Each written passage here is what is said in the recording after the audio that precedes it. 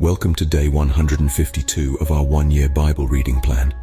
Today we'll read Job chapters 21 through 24. Before you begin, remember that it helps to establish a daily reading time.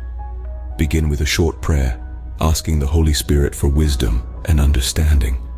Always read for understanding and to hear from God. Not just to finish today's reading, please like, subscribe, and share this video to bless someone else.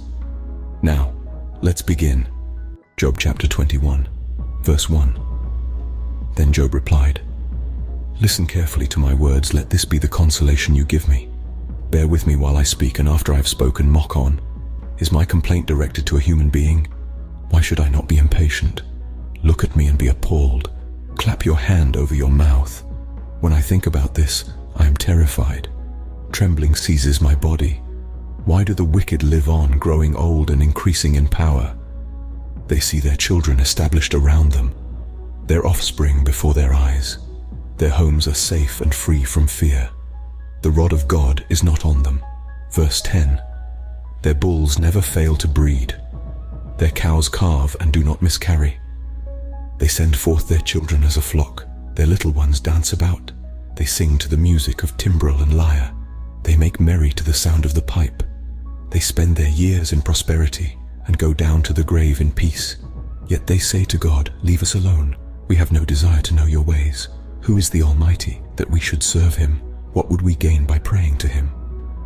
But their prosperity is not in their own hands. So I stand aloof from the plans of the wicked. Yet how often is the lamp of the wicked snuffed out?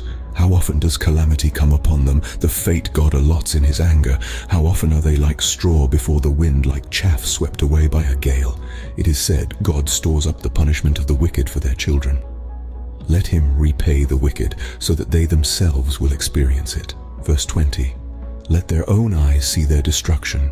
Let them drink the cup of the wrath of the Almighty. For what do they care about the families they leave behind when their allotted months come to an end?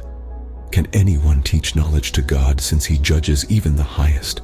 One person dies in full vigor, completely secure and at ease, well nourished in body, bones rich with marrow. Another dies in bitterness of soul, never having enjoyed anything good. Side by side they lie in the dust, and worms cover them both. I know full well what you are thinking, the schemes by which you would wrong me. You say, 'Where now is the house of the great, the tents where the wicked lived?' Have you never questioned those who travel? Have you paid no regard to their accounts?" Verse 30. "That the wicked are spared from the day of calamity, that they are delivered from the day of wrath. Who denounces their conduct to their face? Who repays them for what they have done? They are carried to the grave, and watch is kept over their tombs. The soil in the valley is sweet to them. Everyone follows after them, and a countless throng goes before them. So how can you console me with your nonsense? Nothing is left of your answers but falsehood." Job chapter 22, verse 1. Then Eliphaz the Temanite replied, "Can a man be of benefit to God? Can even a wise person benefit him? What pleasure would it give the Almighty if you were righteous? What would he gain if your ways were blameless? Is it for your piety that he rebukes you and brings charges against you? Is not your wickedness great? Are not your sins endless? You demanded security from your relatives for no reason. You stripped people of their clothing, leaving them naked. You gave no water to the weary, and you withheld food from the hungry, though you were a powerful man, owning land, an honored man living on it. And you sent widows away empty-handed and broke the strength of the fatherless." Verse 10. "That is why snares are all around you, why sudden peril terrifies you, why it is so dark you cannot see, and why a flood of water covers you. Is not God in the heights of heaven? And see how lofty are the highest stars. Yet you say, 'What does God know? Does he judge through such darkness?' Thick clouds veil him, so he does not see us as he goes about in the vaulted heavens. Will you keep to the old path that the wicked have trod? They were carried off before their time, their foundations washed away by a flood. They said to God, 'Leave us alone. What can the Almighty do to us?' Yet it was he who filled their houses with good things. So I stand aloof from the plans of the wicked. The righteous see their ruin and rejoice. The innocent mock them, saying," verse 20, Surely our foes are destroyed, and fire devours their wealth. Submit to God and be at peace with him. In this way prosperity will come to you. Accept instruction from his mouth and lay up his words in your heart. If you return to the Almighty, you will be restored.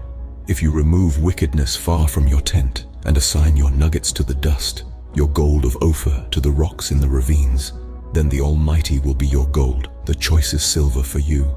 Surely then you will find delight in the Almighty and will lift up your face to God. You will pray to him and he will hear you, and you will fulfill your vows.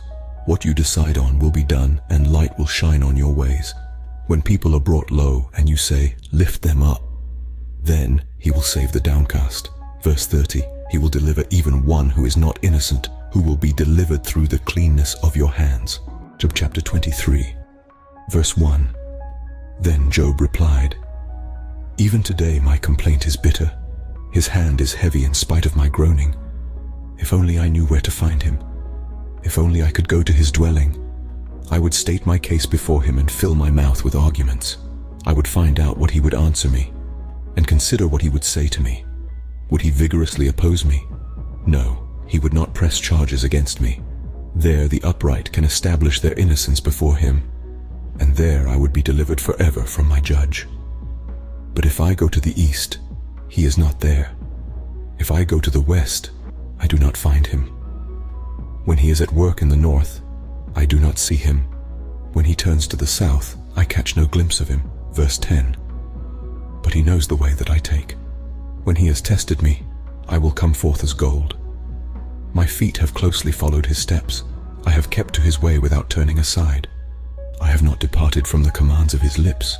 I have treasured the words of his mouth more than my daily bread. But he stands alone, and who can oppose him? He does whatever he pleases.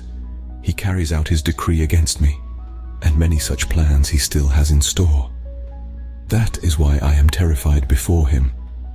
When I think of all this, I fear him. God has made my heart faint. The Almighty has terrified me. Yet I am not silenced by the darkness, by the thick darkness that covers my face. Job chapter 24, verse 1. Why does the Almighty not set times for judgment? Why must those who know him look in vain for such days? There are those who move boundary stones, they pasture flocks they have stolen. They drive away the orphan's donkey and take the widow's ox in pledge. They thrust the needy from the path and force all the poor of the land into hiding.